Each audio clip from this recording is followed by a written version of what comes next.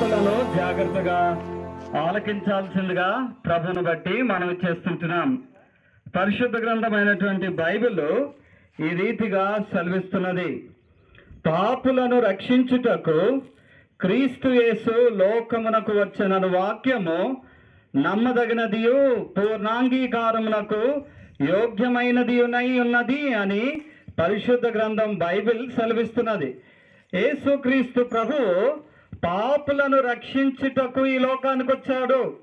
యేసుక్రీస్తు ప్రభువు పాపుల రక్షకుడు.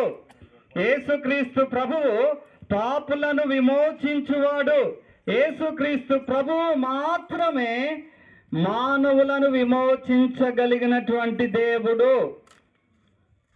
ఈ విషయాన్నే మేము అనుభవించాము. ఆ మాటనే మీకు తెలియచేయాలన్న ఆశతో ఈ రీతిగా మీ మధ్యకు వచ్చాం. మీరు అనొచ్చు, పాపం అంటే ఏంటండి? నేను ఇలా బ్రతుకుతూ వచ్చాను, ఇలా ఉంటూ వచ్చాను, నా జీవితంలో ఏ పాపము లేదు, నాకు యేసు ప్రభు అక్కర్లేదా అని మీరు అనొచ్చు. కానీ మానవుని పుట్టుకను మానవుడు చనిపోయేంత వరకు జీవితంలో తను రోజు పోరాడేది పాపముతోనే పోరాడతాడు.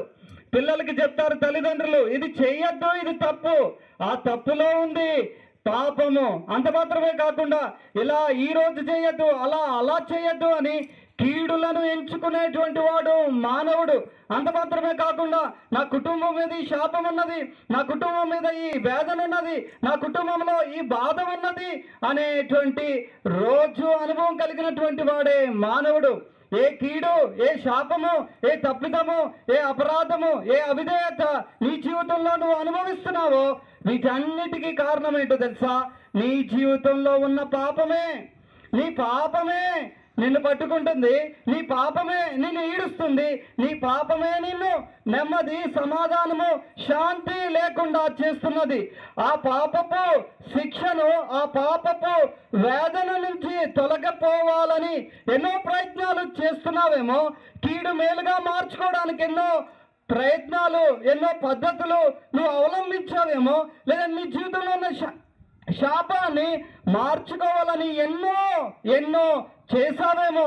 నువ్వు ఏ కులంలో పుట్టినా, నువ్వు ఏ మతంలో పుట్టినా, నువ్వు ఏ ప్రాంతంలో ఉన్నా, నువ్వు చదువుకున్నా చదువుకోకపోయినా ప్రతి మానవుడు ఈ పాపమునకు దాసుడే. ప్రతి మానవుడు పాపే. ఎవరు అతీతులు కాదు. పాపము చేయక మేలు చేయుచుండు నరుడు ఒక్కడైనను లేడు అని దేవుని వాక్యం సెలవిస్తున్నది.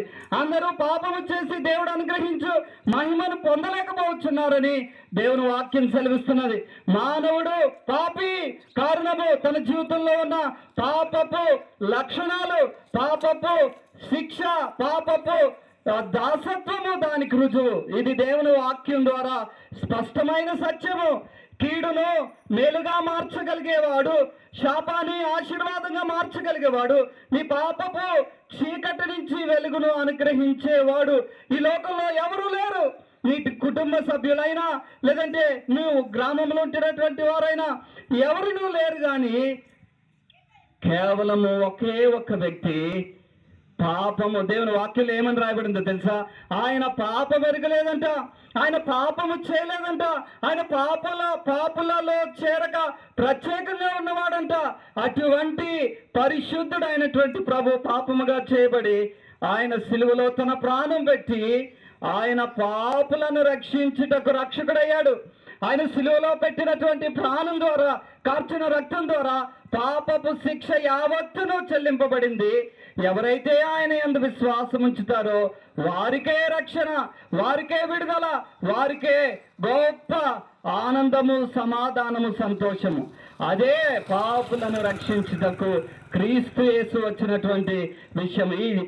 ఈ శుభ వార్తను, ఈ మంచి మాటను మీకు తెలియజేయాలనే మేము మధ్యకొచ్చుంటున్నాం. నీ జీవితంలో నువ్వు పాపానికి దాసుడు అని నువ్వు గుర్తించినట్లయితే, నీకు ఒక రక్షకుడు అవసరమని నువ్వు ఎరిగినట్లయితే, ఇప్పుడే యేసు ప్రభువు నీ నోటితో ఒప్పుకొని దేవుడు మృతులలో నుండి ఆయనను లేపనని నువ్వు విశ్వసిస్తే నువ్వు రక్షింపబడతావు. అట్టి రక్షణ నీకు, నీ కుటుంబానికి, ఈ దూస్గ్రామ్ గ్రామానికి ప్రభు అనుగ్రహించాలని మా ప్రార్థన, మా యొక్క విజ్ఞాపన.